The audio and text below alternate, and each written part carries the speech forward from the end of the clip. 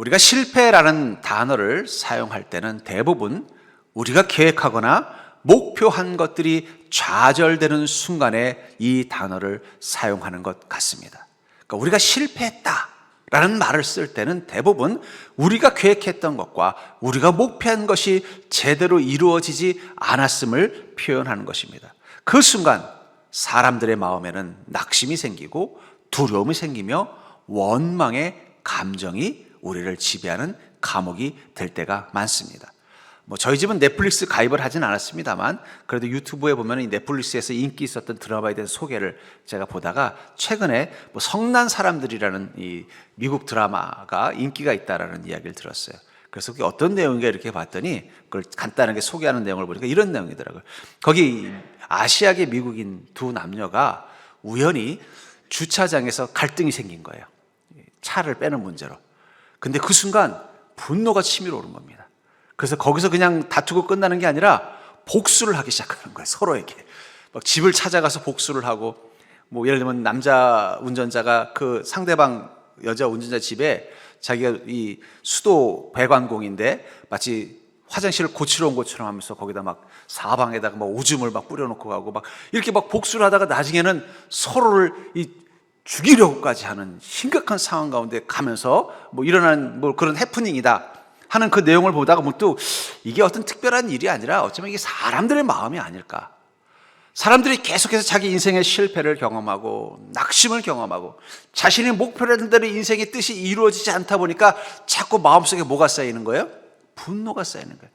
실제로 그 주인공 두 남녀도 자기가 하는 일들이 계속 실패를 경험하는 거예요. 뜻대로 되지 않는 거예요. 자기가 원하는 대로 인생이 풀리지 않으니까 그게 어떻게 돼요? 자꾸 참으면서도 어떻게든지 이 문제를 해결해 보려고 애를 쓰면 쓸수록 더 큰 벽을 느끼니까 마음속에 뭐가 쌓이는 겁니까? 분노가 쌓이는 거예요. 그러다가 그 분출구가 뭔 거예요? 이 주차장에서 일어난 차량 간의 갈등이 분출구가 돼서 서로를 넘어서는 안 될 때까지 서로를 증오하고 원망하면서 이 불행한 일을 만드는 거예요. 요즘 TV에도 보면은 이 보복 운전 혹은 묻지마 폭행, 이게 왜 심각하냐면 그게 그냥 어떤 정신적인 문제가 있는 사람들이나 어떤 그냥 아주 특별한 어떤 뭔가 이 범죄자를 통해서 일어난 사건이 아니라 평범한 사람들이 자기 안에 이 실패와 좌절을 만들어낸 이 낙심과 두려움과 원망이 분노로 쌓이다가 어느 순간 작은 계기로 인해서 터진 거라는 거예요. 그 얘기는 그들만이 아니라 우리 모두의 마음속에 자꾸 우리 인생의 계획과 목표가 좌절되는 이 낙심의 경험이 우리 안에 천천히 스트레스로 쌓이고 이 스트레스가 분노가 되고 이 분노가 원망이 되는 마음이 우리 마음속에 가득 쌓여 있다는 증거일 것 같아요. 우리 옆 사람을 한번 보셔서 자세히 한번 보십시오. 얼마나 쌓여 있는지. 보기가 좀 심각하다 그러면 조심하셔야 된다고 말해요. 이게 마치 물이 넘치는 것처럼 이 수도꼭지가 고장이 나서 이 세면대에 물을 받아놨는데 이게 수도꼭지가 고장이 계속 물이 차다 보면 어느 순간 어떻게 돼요? 넘쳐가지고 온 집을 다 적시게 되는 것처럼 이 실패와 좌절의 그 낙심의 경험이 계속 내 마음에 켜커이 쌓이다 보면 어느 순간 나도 모르게 이게 튀어나오는 순간이 바로 우리가 해서는 안 되는 어리석은 행동을 하게 되는 이유라는 거예요. 그런 의미에서 이 실패의 이 경험은 우리에겐 참 고통스러운 문제일 것입니다. 그런데 감사하게도 그리스도인만이 누릴 수 있는 아주 특별한 복 중에 하나가 뭐냐면 우리는 그 실패의 한가운데서 더 큰 성공을 경험하는 자라는 것입니다. 믿으십니까? 안 믿으시는 분들은 실패를 안 해보셨거나 아니면 아직 그게 무엇인지 깨닫는 믿음이 없었기 때문일 것 같아요. 우리 그리스도인의 가장 큰 복 중에 하나는 뭐냐면 남들이 보면 자기의 계획과 목표와 뜻이 좌절되는 실패를 경험하지만 그 속에서 하나님의 뜻과 계획이 내 삶을 통해서 이루어지는 더 큰 성공을 경험하게 되기 때문에 우리는 분노하는 게 아니라 어떻게 돼요? 감탄하는 거예요. 내 계획은 좌절됐어요. 내 뜻은 이루어지지 않았어요. 내가 목표한 것은 얻지 못했어요. 그러나 그 순간 하나님의 계획이 내 삶 가운데 임하고 하나님의 뜻이 내 인생 가운데 이루어지는 것을 경험하면서 분노가 아니라 감탄을 하게 된다는 거예요. 저는 그게 그리스도인의 복이라고 생각합니다. 오늘 본문의 이삭이 그것을 경험한 거예요. 이삭은 아주 평탄한 삶을 살았어요. 그 제가 이 성도님들에게 성경에 나오는 인물들 중에 이 자녀를 어떤 인생이 되기를 원합니까? 그럼 제일 많이 하는 게 뭐냐면 이삭을 얘기해요. 근데 제일 얘기하지 않는 게 다윗입니다. 왜냐하면 다윗은요, 왕이라는 성공을 했지만 고생이라는 고생은 다 사서 했잖아요. 그 다윗을, 우리 아들이 다윗같이 됐으면 하는 사람은 별로 없어요. 이삭 같았으면 좋겠어요. 왜냐하면 이삭은 어때요? 인생이 평탄하게 순리를 따라서 큰 문제 없이 살아가는 인생처럼 보이기 때문입니다. 그런 그의 인생 가운데도 이 실패와 좌절을 경험하는 순간이 있었다는 거예요. 그게 바로 오늘 본문입니다. 그는 아버지에게 물려받은 이 양떼를 잘 이끌고 나름대로 그냥 평범하지만 평탄하게 아내와 함께 두 자녀를 데리고 잘 살고 있었어요. 근데 갑자기 그 가나안 땅에 엄청난 기근이 온 것입니다. 이 기근이라는 것은 결국 뭐예요? 날씨가 건조하다 보니까 우물에 물이 마르고 풀들이 다 말라 죽는 거예요.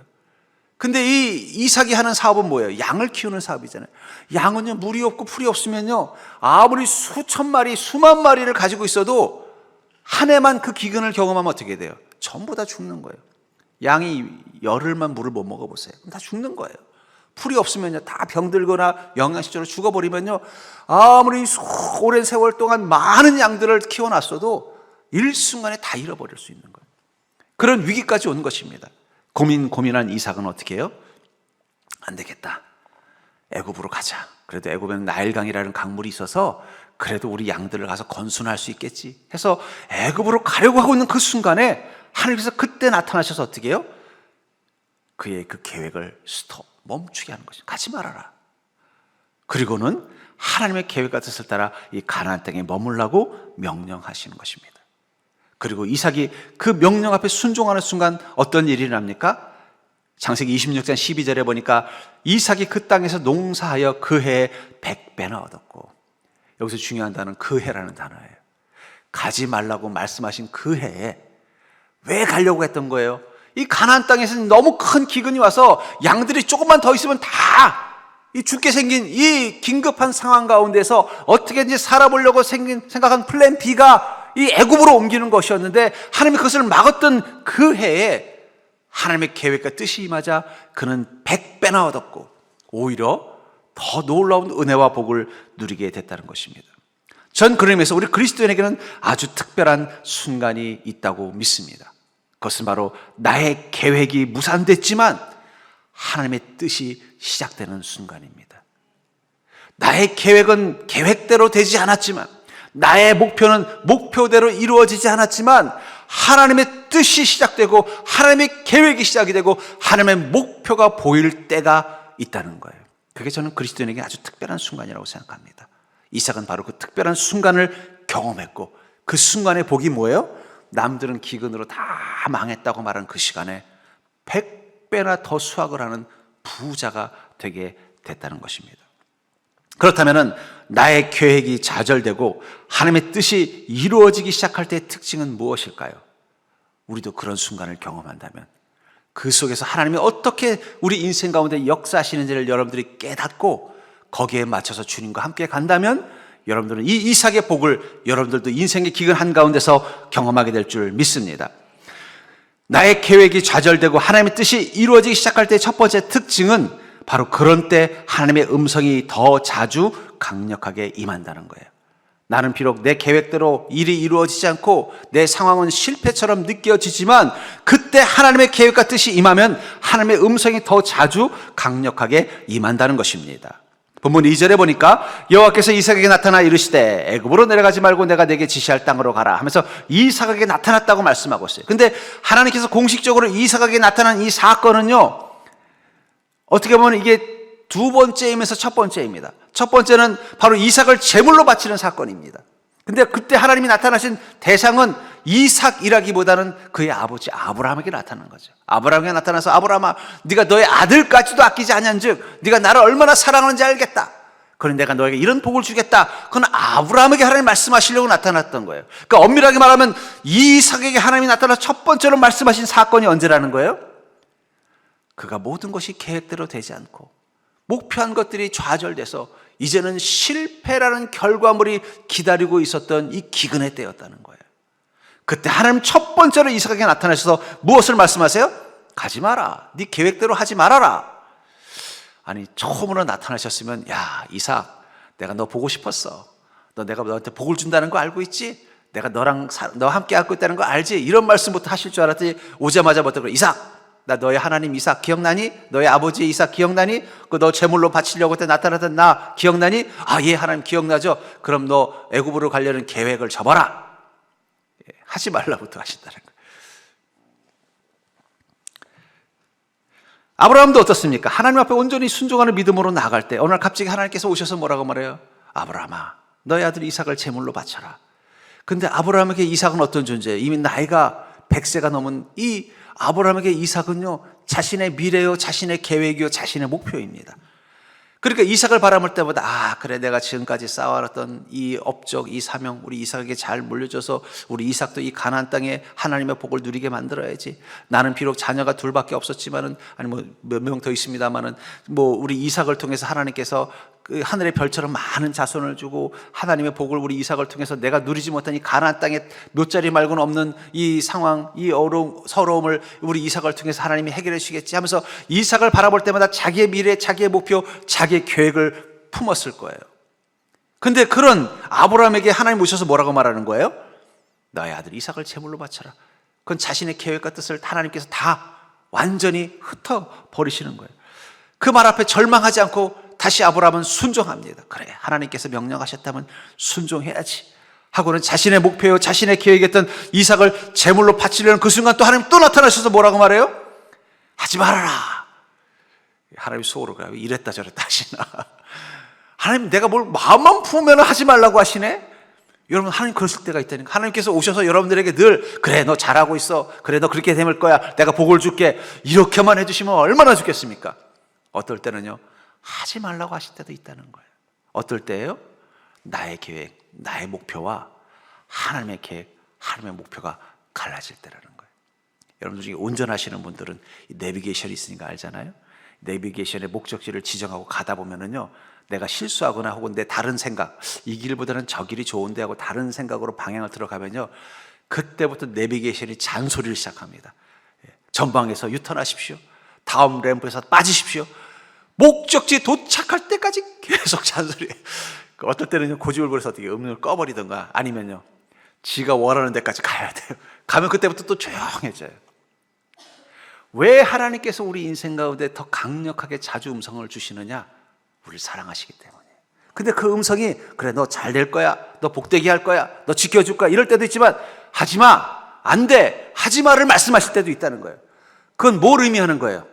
나의 계획, 나의 목표라는 길과 하나님이 내 인생을 향해 입력해 놓으신 하나님의 계획과 하나님의 목표라는 방향이 갈라지기 시작하는 시점이라는 뜻이에요. 그럼 언제 그 하나님의 그 큰 소리, 우리 인간이 하면 잔소리지만 하나님이 하시는 건 큰 소리니까 그 큰 소리가 멈추실까요? 내가 내 인생의 계획과 목표를 접고 하나님의 계획과 목표로 우리의 핸들을 꺾어야만, 그때부터 하나님은 우리 인생 가운데 다시 조용히 침묵하시면서 우리를 이끌어 주신다는 거예요. 그러니까 여러분들, 하나님께서 우리에게 큰 음성을 들려주실 때는 우리에게 용기를 줄 때도 있고 희망을 줄 때도 있지만, 우리의 가는 길과 방향이 하나님의 생각하는 길과 방향과 갈라질 때부터라는 사실을 기억하십시오. 그때 주님께서 그 음성을 들려주신다는 건 축복이에요. 왜냐하면 그것은 하나님 우리를 사랑하시기 때문입니다. 우리를 복된 길로 반드시 인도하겠다는 주님의 계획이 분명하기 때문이에요. 그 계획이 없으면 어떻게 돼요? 그럼 우리가 멸망하든 뭐하든 하나님 책임지시지 않는 거예요. 전 그러면서 우리가 고난이라는 것을 경험할 때, 계획과 목표가 좌절돼서 고난을 겪는 그 시간이야말로 주님의 음성이 들리는 것이 얼마나 큰 축복인가 하는 생각이 듭니다. 그게 바로 하나님 나를 사랑하고 있기 때문에, 심지어는 하나님께서 하지 말라고 말씀하시는, 안 되라고 말씀하시는 그 음성마저도 하나님의 사랑이라는 것을 여러분들이 깨닫는다면, 우리는 우리의 계획이 좌절된 것에 대해서 절망하지 않는다는 거예요. 내가 목표한 것이 이루어지지 않는다고 해서 낙심하지 않는다는 거예요. 왜냐하면 하나님께서 사랑하시기 때문에 막는다는 것을 알기 때문입니다. 그래서 욥기 37장 1절부터 5절에 보면 이 욥기가 어떤 것인지 특징을 말하고 있어요. 우리는 보통 욥기 하면 어떤 걸 상상합니까? 욥이 고난받는 걸 상상하잖아요. 근데 저는 반대로 생각해 봅니다. 어쩌면 이 욥이야말로 자기 인생에서 하나님의 음성을 가장 크게 경험했던 순간이 언제예요? 자기 인생에 고난이 왔을 때라는 거예요.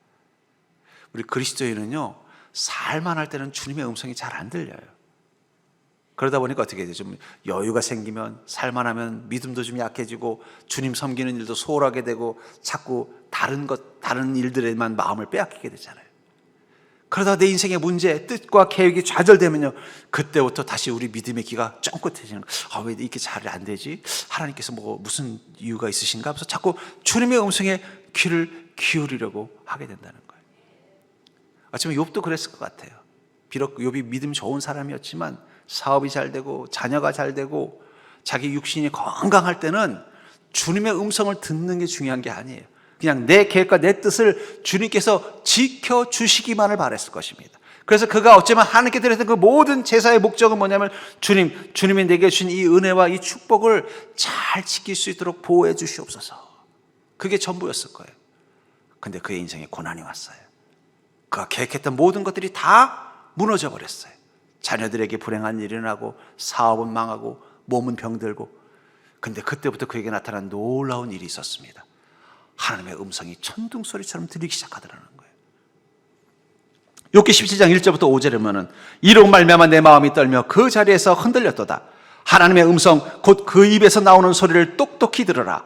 그 소리를 천하에 펼치며 번갯불을 땅끝까지 이르게 하시고 그 후에 음성을 발하시며 그 위엄찬 목소리로 천둥을 치시며 그 음성이 들을 때 번개를 멈추게 아니하시느니라. 하나님은 놀라운 음성을 내시며 우리가 헤아릴 수 없는 큰 일을 행하시느니라. 욥이 고난을 받는 그 시간을 통해서 욥이 경험했던 가장 큰 축복은 무엇입니까? 하나님의 음성이 천둥소리처럼 들리더라는 거예요. 그 놀라운 음성을 내시면서 욥을 인도하고 계신 것을 욥이 경험하는 거예요. 그래서 나중에 욥이 뭐라고 고백합니까? 이전에는 주님을 귀로 듣는 것 같으니 이제는 눈으로 뵙는 것 같습니다. 욥에게 고난이 없었다면 그는 이 큰 주님의 음성을 들을 수 있는 기회가 있었을까요? 여러분, 우리 그리스도인에게도 고난의 때가 있습니다. 실패와 좌절과 낙심을 경험할 때가 있습니다. 그러나 그때야말로 주님의 음성이 더 분명하고 선명하게 들려지는 시간이라는 이 사실, 저는 가끔 그 생각이 들어요. 만약에 내게 두 가지 인생길이 있어요. 하나는 내 인생에 아무 문제 없어요.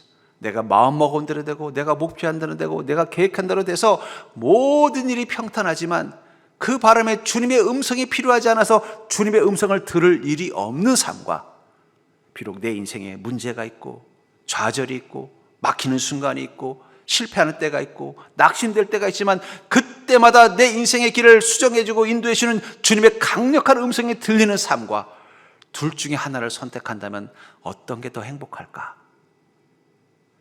여러분들은 어느 쪽이 더 행복하세요? 1번, 주님의 음성이 안 들려도 좋으니까 좀 속 시끄러운 일 없이 살고 싶다.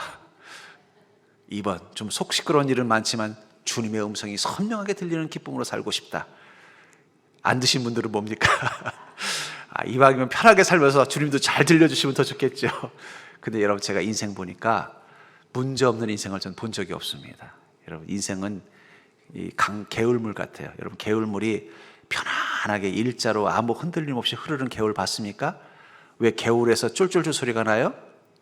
물이 가다가 바위를 만나고 물이 가다가 웅덩이를 만나고 물이 가다가 좁은 길 만나니까 쫄쫄쫄 소리가 나는 거예요.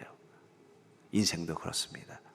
인생의 장애물을 만나고 인생의 웅덩이를 만나고 인생의 좁은 길을 만날 때마다 하나님의 음성이 들리기 때문에 우리는 그 힘으로 이 시간들을 통과하는 것입니다.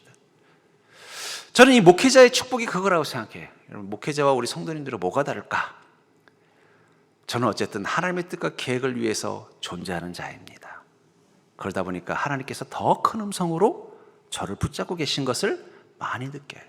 특히 목회의 위기가 올 때마다, 또 목회자로서의 어떤 어려운 시간이 될 때마다 주님의 음성이 더 강력하게 들리는 기쁨을 느낍니다. 그게 또 힘이 되는 거예요. 그래서 어떻게 해야 돼요?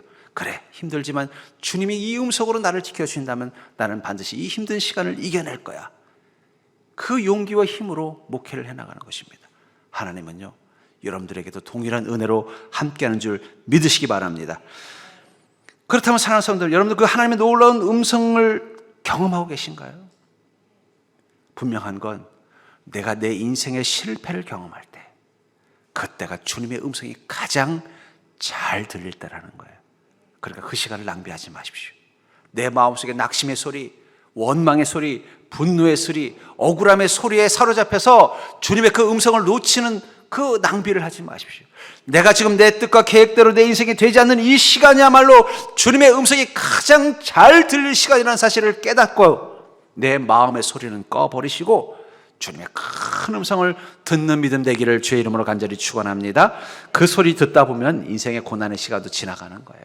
그리고 그 시간을 낙심이 아니라 기쁨으로 통과할 수 있다는 것입니다. 두 번째, 우리의 계획이 좌절되어 하나님의 뜻이 이루어지기 시작할 때의 특징은 바로 내 안에서 말씀이 소망이 되어 자란다는 것입니다. 내 안에서 말씀이 소망이 되어 자란다는 것입니다. 본문 4절에 보니까 내 자손을 하늘의 별과 같이 번성하게 하며 이 모든 땅을 내 자손에게 주리니 내 자손으로 말미암아 천하 만민이 복을 받으리라. 이삭이 지금 어떤 상황 가운데서 주님의 음성을 들었습니까? 마음이 불안과 걱정이 가득했을 거예요.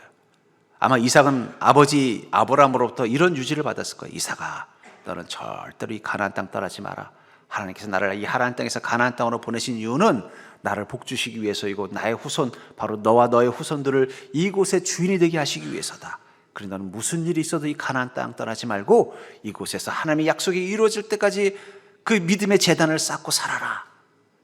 그 유지를 받들고 이삭은 순종하듯이 그 가나안 땅에 머물렀을 것입니다. 그런데 기근이 온 거예요. 이대로 가다가는 아버지께 물려준 이 양들도 다 죽고 재산도 다 잃어버리고 더 어렵고 큰 실패가 기다리고 있는 것처럼 느껴지는 거예요. 그러니까 궁여지책으로 어떻게 한 거예요? 그럼 애굽 땅으로라도 좀 잠시 피난합시다. 가면서도 마음의 근심과 불안 가운데 가득 있었던 거예요. 그래서 하나님이 나타나신 거예요. 그래서 아이고 하나님 그래도 위로해 주시러 오셨구나 그랬더니 하나님 뭐라고 말씀하시는 거예요? 또 가지 마라. 하나님이 가지 말라고 명령하시니까 순종은 해야 되겠지만 마음속에 근심은 더 커지는 거예요. 왜냐하면 지금 이곳 상황이 어떤 곳이에요? 기근이 너무 심하잖아요. 지금 여기 있다가는 완전히 망할 것 같아서 지금 애굽으로 잠깐 피난 가려고 하는데 그것마저 하나님이 막으시는 그 순간 그의 마음 가운데 근심은 더 커지고 낙심은 더 커질 것입니다. 그런 그에게 하나님은 그냥 가지 말라고만 하신 게 아니라 뭐라고 말한 거예요? 내가 이곳에 있으면 내가 너를 복되게 할 거야. 그러면서 뭐라고 말씀하시는 거예요? 너를 복되게 할 뿐만 아니라 너의 자손을 하늘의 별과 같이 번성하게 만들며 내 자손을 말미암아 천하 만민까지 복을 누리게 할 거다. 여러분, 우리가 우리 인생의 실패와 좌절을 경험할 때 우린 불안하고 때로는 분노를 경험합니다. 아까도 그 예화로 들었던 그 드라마처럼 어쩌면 현대인들은 지금 너무 오랫동안 실패와 좌절을 경험했어요. 계획한 대로 되지 않고 뜻한 대로 되지 않고 꿈이라는 단어가 이제는 끔찍하게 느껴지는 시대를 우리 살고 있다는 거예요. 근데 그 속에서 우리를 지켜주는 치료제가 뭘까요? 특별히 현대는 이 불안과 분노의 시대인데 저는 그 치료제는 소망이라고 생각합니다. 실패해도 소망이 있는 사람은 낙심하지 않습니다. 목표가 멈춰도 소망이 있는 사람은 다시 일어납니다. 그것이 불안이 되고 분노가 되지 않는데 소망을 잃어버리면요, 실패는 분노가 되고 좌절은 원망이 되는 거예요. 그런 의미에서 현재인들의 이 분노와 불안의 근원 속에는요, 이 소망이 없기 때문인 것 같아요. 여러분, 인생 살면서 실패와 절망의 시간을 경험하지 않은 인생이 어디 있겠습니까? 저는 아직도 한 번도 그런 인생을 본 적이 없어요. 다 모든 인생에는 나름대로 자기의 뜻과 계획이 좌절되고 또 그것이 무너지는 어려움을 겪어왔지만 특별히 이 시대에 더 힘들게 느껴지는 이유는 사람들의 마음에 소망이 안 자라는 거예요. 옛날 같으면 실패해도 그래도 다시 일어설 수 있어. 그러니까 우리나라가 이 한참 성장할 때 이 80년대, 90년대 특징이 뭐냐면 그때는 지금보다 뭐 문제가 없는 게 아니에요. 그때도 부도도 많이 나고 실업자도 많고 뜻대로 안 되고 얼마나 어려운 일들이 많은지 몰라요. 근데 중요한 건 사람들의 마음에 소망이 잘 자랐어요. 사업에 실패해도 어때요? 그래, 다시 일어날 수 있어. 소망 가지고 또 이겨냈는데 지금 현대인들의 문제는 뭐냐면 이 소망을 잃어버렸어요. 소망이 안 자라요, 마음에. 뭘 조금만 해도 그냥 낙심만 될 뿐이지 다시 일어날 수 있다는 소망이 안 생기는 거예요. 불안이 더 커지는 거예요. 그런 시대 때 하나님께서 우리에게 주시는 가장 큰 축복은 뭐예요? 소망을 자라게 만드는 것입니다. 여러분, 이 사막의 이 마른 땅, 어떤 식물도 자랄 수 없는 이 마른 땅에 비가 한번 쫙 내리면 어떤 일이 나요? 아무것도 없는 것처럼 묶였던 그 황무지 가운데 싹이 나고 꽃이 피고 열매가 피고 온 들판이 푸른 들녘으로 순식간에 바뀌는 거예요. 어쩌면 사람들의 마음이 지금 사막화되어 있어요. 자꾸 오랫동안 실패하고 좌절하고 계획대로 되지 않는 일들이 켜켜이 쌓이다 보니까 마음이 사막이 된 그 증거가 뭐라는 거예요? 불안하고 뭔가 분노가 있고, 거기에 지금 필요한 치료제는 소망입니다. 근데 세상의 소망은요, 이게 자라질 못해요. 조금만 나오려다가도 또 말라버리고, 조금 자라려다가 또 죽어버리는 거예요. 그러나 하나님이 주시는 소망은요, 그것은 순식간에 마른 사막에 비가 내리면 모든 들녘이 푸른 초원으로 바뀌는 것처럼 확 우리를 이렇게 세울 수 있다는 거예요. 그렇기 때문에 여러분들, 우리가 지금 내 인생의 뜻과 계획이 좌절되는 이 사막화의 시간, 그것 때문에 낙심날 수밖에 없고 분노할 수밖에 없고 불안해할 수밖에 없는 이 시간, 주님은 우리를 그대로 놔두지 않고 우리에게 하나님의 소망이 되는 음성을 들려주십니다. 그게 바로 하나님의 위로라는 거예요. 그래서 이사야서 41장 8절부터 13절은 하나님께서 이 낙심된 10년 가운데 자기의 뜻과 계획이 머그러지고 절망돼서 실패했다는 것에 대한 불안과 분노와 그런 것들로 가득할 수밖에 없는 상황 가운데 있는 우리를 향하여 하나님이 어떻게 위로하시는가를 구체적으로 이야기하고 있습니다. 이사야서 41장 8절부터 13절에, 특별히 8절에 보면은, 그러나 나의 종 너 이스라엘아, 내가 택한 야곱아, 나의 벗 아브라함의 자손아. 하나님께서 우리가 낙심하고 있을 때 오셔서 뭐라고 말한다는 거예요? 나의 택한 자, 나의 벗. 너는 내가 택한 사람이잖아. 넌 내 편이잖아. 나 너 편이야. 우리가 우리 인생에 대해서 나는 왜 이거밖에 안 돼? 왜 내가 하는 일들은 잘 안 돼? 나는 도대체 뭘 할 수 있는 거야? 이 낙심하고 있는데 하나님 오셔서 뭐라는 거예요? 왜 그래? 내가 너와 함께 있는데. 넌 내 친구잖아. 내가 너 얼마나 사랑하는지 잊었니? 그 음성을 듣는 순간 우리 마음의 평안을 얻는 거예요. 그렇지. 내가 왜 이렇게 두려워하냐? 하나님이 나의 편이신데, 하나님이 나를 벗이라고 생각하는데. 또 9절에 뭐라고 말하고 있어요? 내가 땅 끝에서부터 너를 붙들며 땅 모퉁이에서부터 너를 부르고 내게 이르기를 너는 나의 종이라 내가 너를 택하고 싫어하여 버리지 아니하였다니. 야, 너 왜 그래? 난 너를 버리지 않아. 너는 땅 끝에서부터 너를 붙든다. 너는 어떤 상황 가운데 쓰러지지 않도록 내가 너와 함께하고 있지 않니? 나는 결코 너를 실패하게 만들지 않아. 하나님의 약속이 위로가 된다는 거예요. 말씀 속엔 그 약속의 위로가 있습니다. 여러분 기억하시기 바랍니다. 여러분들이 어떤 실패와 좌절을 경험할지라도 그곳에 하나님 함께 계시면서 여러분들이 더 극단적인 절망으로 가지 않도록 지키고 계신 하나님이 있다는 것을 기억하시기 바랍니다. 그 약속에 대한 소망이 우리를 하여금 어떻게 하는 거예요? 분노와 절망이 아니라 다시 희망을 가지고 일어서게 만들어준다는 거예요. 또 10절에 보니까는 두려워하지 말라. 내가 너와 함께함이라. 놀라지 말라. 나는 내 하나님이 됨이라. 내가 너를 굳세게 하리라. 참으로 너를 도와주리라. 참으로 나의 의로운 오른손으로 너를 붙들리라. 어떻게 하신다는 거예요? 그냥 또 내게 위로만 주는 게 아니라 하나님 그 강력한 손이 나를 붙잡아서 내가 그 벼랑에 떨어지는 인생 되지 않게 만들어 주신다는 거예요. 수렁에 빠진 인생 되지 않도록 붙잡아 주신다는 거예요. 여러분, 우리가 우리 인생의 어려움을 겪고 있는 이 시간, 우리는 하나님의 그 강한 음성뿐만 아니라 그 강한 팔을 경험하기 때문에 우리는 또 일어나는 것입니다. 여러분들 지금까지 인생에 여러 가지 어려움을 겪었지만 어떻게 이렇게 아무 일도 없는 것 같은 표정으로 이곳에 있습니까? 세상 사람들이 그러더라고요. 예수 믿는 사람들은 다 팔자가 좋은 것 같다고. 얼굴이 편한. 왜 편한 거예요? 우리 뭐 그들처럼 고생 안 해서 그렇습니까? 근심이 없어서 그럽니까? 아니죠. 우리는 야, 이거 죽을 것 같다 그러면 무엇을 느껴요? 하나님이 나를 붙잡고 있는 게 느껴지는 거예요.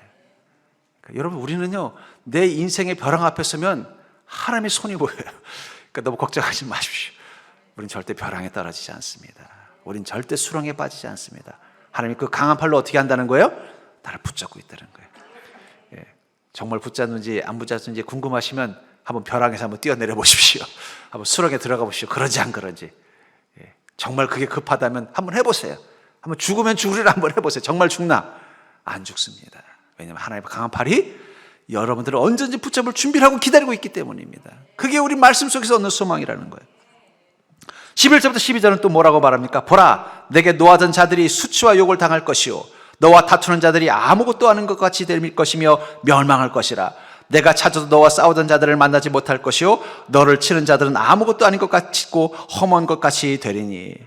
우리를 억울하게 만들고 우리 인생의 계획을 다 망가뜨려 놓은 그 상황과 그 사람들을 하나님이 어떻게 하신다는 거예요? 너 걱정하지 마라. 내가 대신 다 해결한다는 거예요. 그것들이 너에게 아무것도 아닌 것을 깨닫게 만들 것이라는 거예요. 예, 여러분 그런 거 있어요. 누구랑 시비가 붙었는데 같이 저 사람이 등치도 크고 싸움도 잘할 것 같아서 겁을 먹었는데 한번 툭 때렸더니 쓰러지면 뭐라 그래요?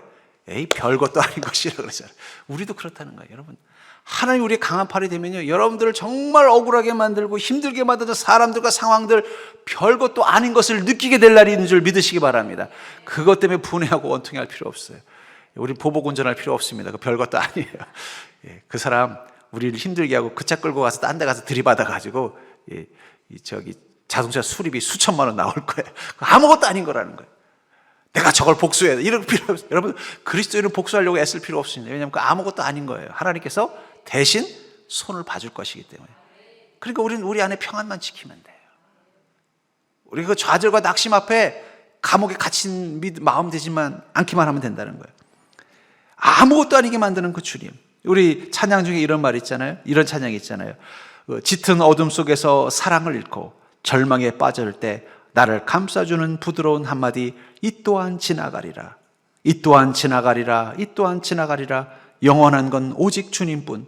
찬란한 저 태양도 막막한 이 어둠도 이 또한 지나가리라. 이 또한 지나가리라. 이 또한 지나가리라. 영원한 건 오직 주님뿐. 여러분들, 우린 그것을 알고 있는 자들입니다. 영원한 건 오직 주님의 은혜뿐입니다. 영원한 건 오직 주님의 능력뿐입니다. 그것을 믿는 자들은 이 힘들고 낙심되고 불안과 두려움이 가득할 수밖에 없는 이 황무지 같은 이 시간 가운데서도 뭐라고 말하는 거예요?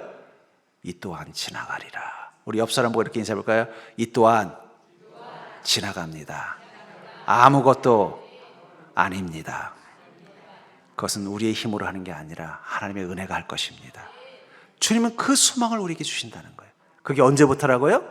내 뜻과 계획이 좌절됐지만 여전히 나를 향하신 하나님의 계획과 은혜는 살아있는 그 순간이라는 것입니다.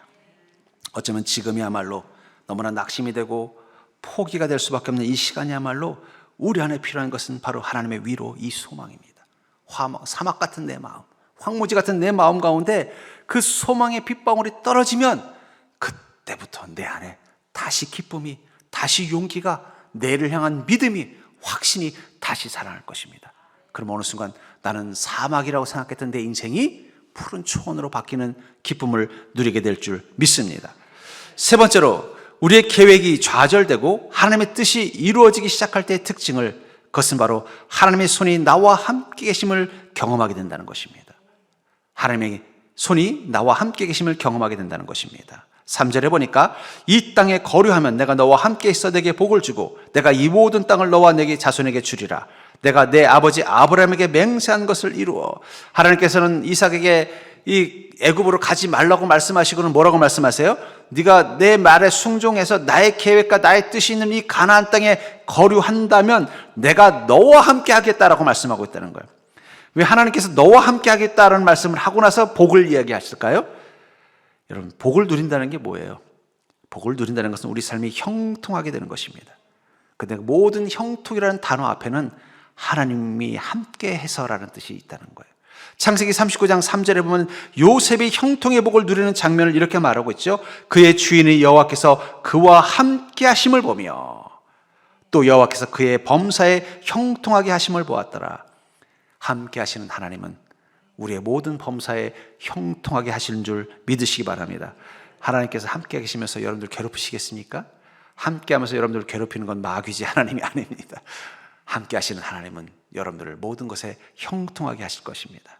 그래서 어린 자녀들이 치과에 아픈 이를 뽑으러 갈 때 어때요? 무섭잖아요. 주사도 맞아야 되고 이빨도 뽑으면 얼마나 무섭겠어요. 그때 꼭 하는 말이 뭔지 아세요? 엄마 꼭 옆에 있어야 돼.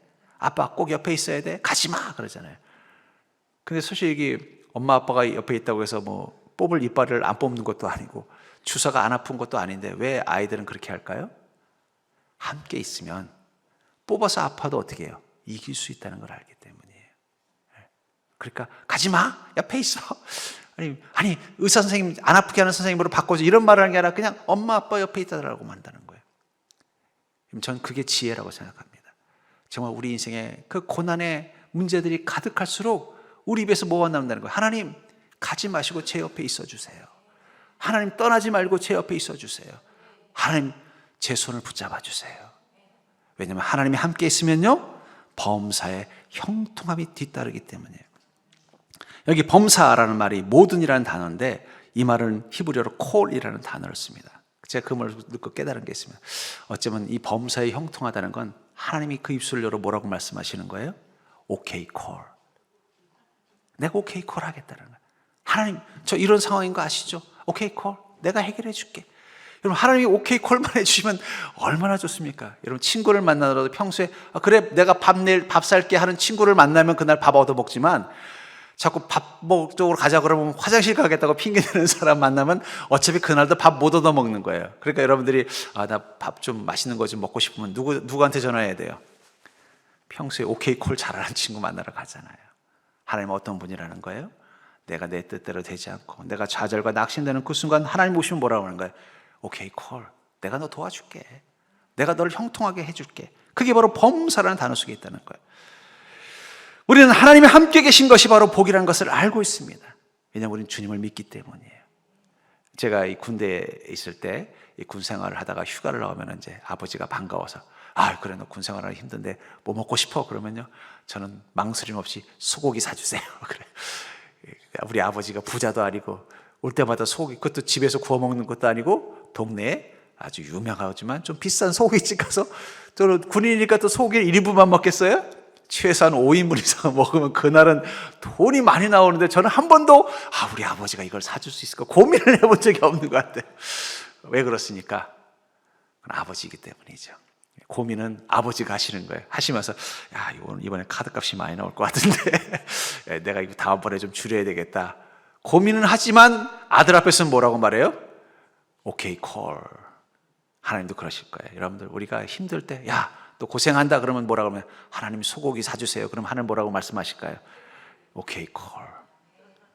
내 인생의 문제 앞에서 하나님이 모든 걸 형통하게 하신다는 거예요. 고민은 하나님이 하실 겁니다.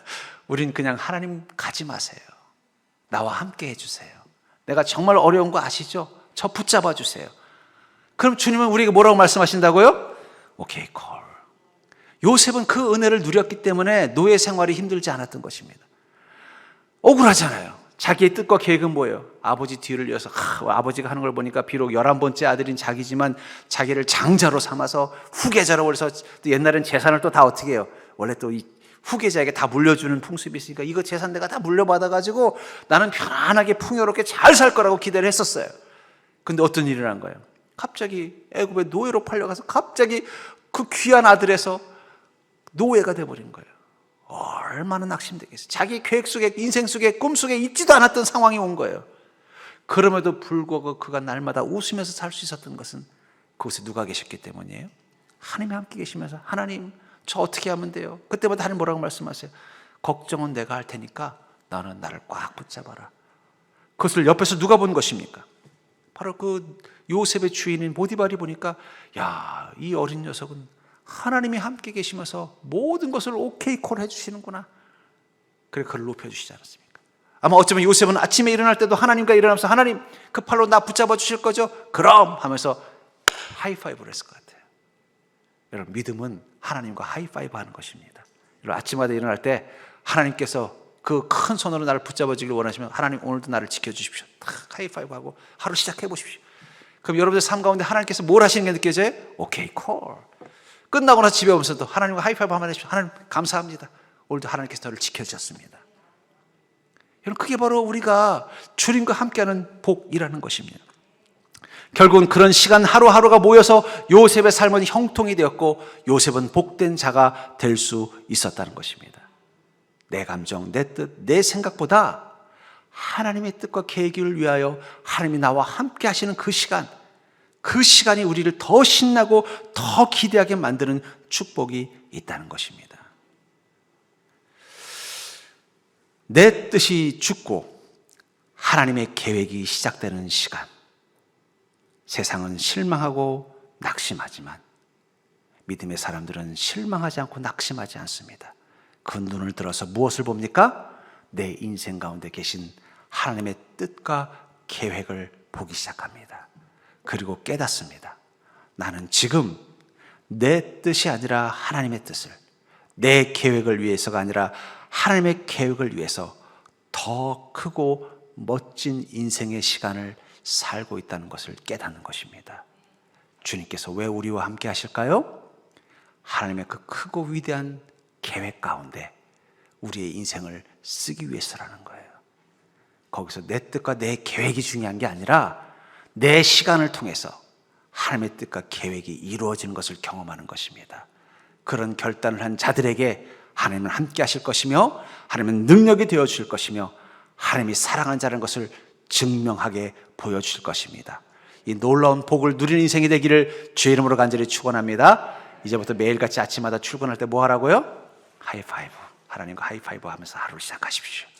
여러분들 그런 복된 인생 되기를 주의 이름으로 축원합니다.